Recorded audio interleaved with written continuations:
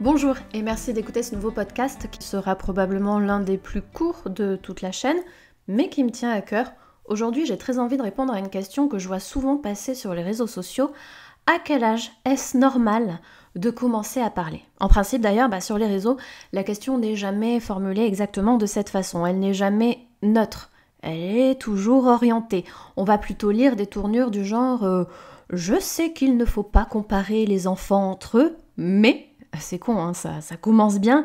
Et puis il y a ce mais qui vient se taper l'incruste. Je sais qu'il ne faut pas comparer les enfants entre eux, mais est-ce que c'est normal que celui-ci qui a tel âge ne prononce pas un mot, alors que tel autre, qui est beaucoup plus jeune, sait déjà dire tout plein de choses ?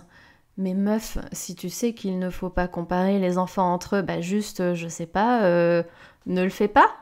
Parce que nous, du coup, on n'a rien de sensé à te rétorquer, sauf à dire que, à la limite, la réponse est dans la question.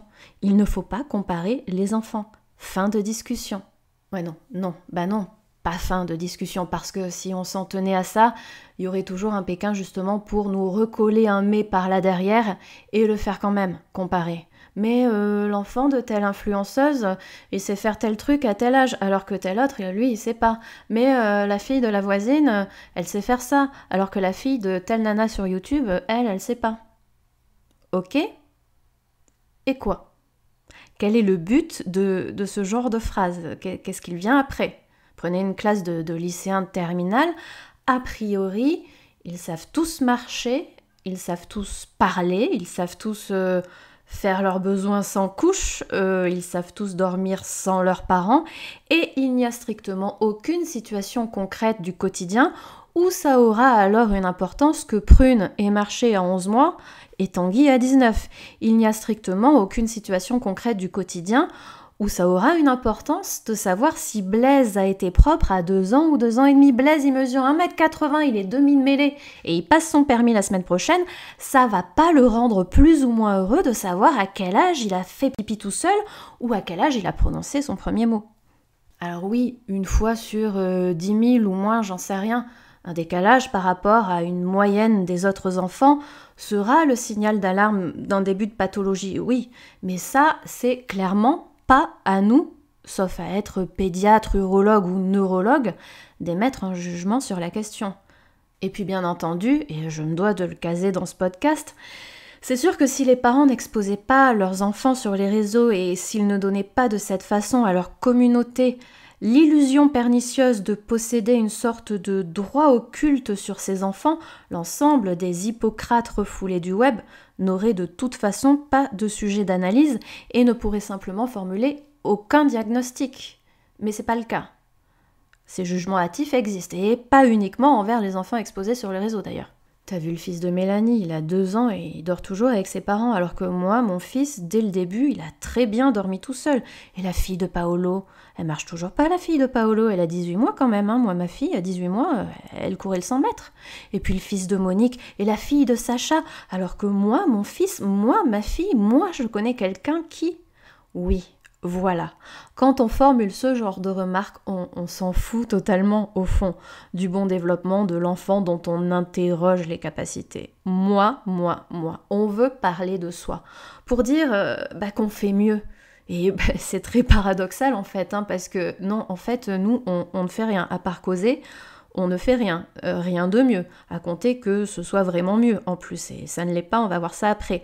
Mais... ce n'est même pas de soi qu'on parle, c'est juste d'un enfant qu'on connaît et qui, lui, fait ce qu'on estime être mieux. Donc, pourquoi est-ce qu'on fait ça ? Est-ce que ça apporte quelque chose à quelqu'un ? Est-ce que ça aide d'une quelconque façon l'enfant suspecté de ne pas être assez développé ? Non. Est-ce que ça aide d'une quelconque façon l'enfant cité en exemple ? Pas davantage. Et puis surtout, non, en soi, ce n'est pas mieux d'avoir développé telle capacité à tel ou tel âge. C'est juste différent. Si je commence par exemple à prendre des leçons de piano en même temps qu'une autre personne et qu'au bout de 2 ans on me dit qu'il joue mieux que moi, quoi ? Je dois arrêter le piano ?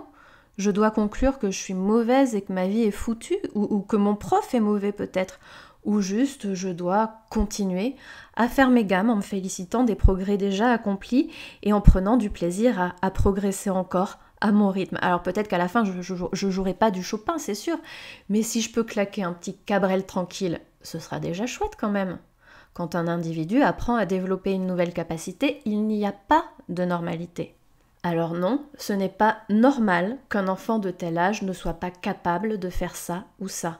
Mais ce n'est pas non plus anormal. Juste, c'est comme ça, il n'y a pas de normalité. Alors si on veut vraiment mesurer, ok, il y a à la limite des moyennes. Mais une moyenne, par définition, ça sous-entend encore qu'il y a masse de gens plus ou moins loin, au-dessus et au-dessous de cette fameuse moyenne. Et puis aussi, dernière chose, le fait que toi, tu connaisses ta cousine, ta sœur, ta fille ou la voisine qui a développé une capacité donnée à un âge donné, ne suffit pas à en faire une putain de norme. C'est une généralisation hâtive, autrement dit un sophisme, une démonstration qu'on arrange à la façon d'une vérité alors qu'on sait très bien que ce n'est pas le cas.